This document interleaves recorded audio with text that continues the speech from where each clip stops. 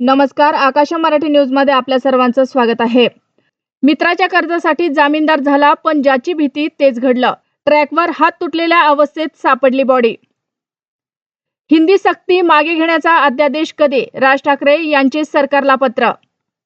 जालिंदर सुपेकरांनी जप्ती करताना बँकेच्या लॉकरमधील पैसे आणि सोनं हडपलं। 150 कोटीचा भ्रष्टाचार, अमिताभ गुप्तांच्या सहभागाचा आरोप। शशांक हगवणेकडे जेसीबी आणणारे भामटे पोलिसांच्या ताब्यात। बँकेचे अधिकारी बनून गेले, जेसीबी घेतला अन हगवण्याच्या अडचणी आणखी वाढणार। अजित पवार चोरांचा सरदार, त्यांना उघडनागडं केल्याशिवाय शांत बसणार नाही, लक्ष्मण हाके। पुन्हा पावसाचा जोर वाढणार। राज्यात पुढील 3 दिवस वादळी वाऱ्यासह पावसाची शक्यता। मुंबई पुण्यासह या जिल्ह्यांमध्ये येलो अलर्ट जारी। हिलेने शासकीय अनुदानासाठी पतीला दाखवले मृत। जालन्यातील धक्कादायक घटना।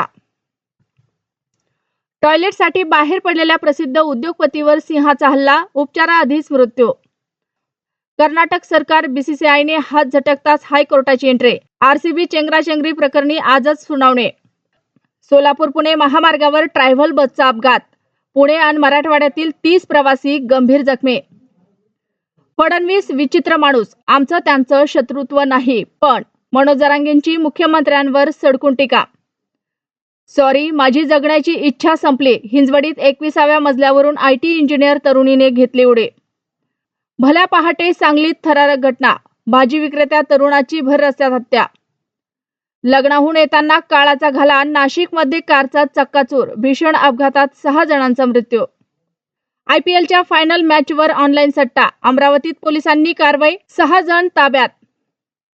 लातूर बार्शी रस्त्यावर भीषण अपघात, खड्ड्यात एसटी बस उलटल्याने 15 प्रवासी जखमी।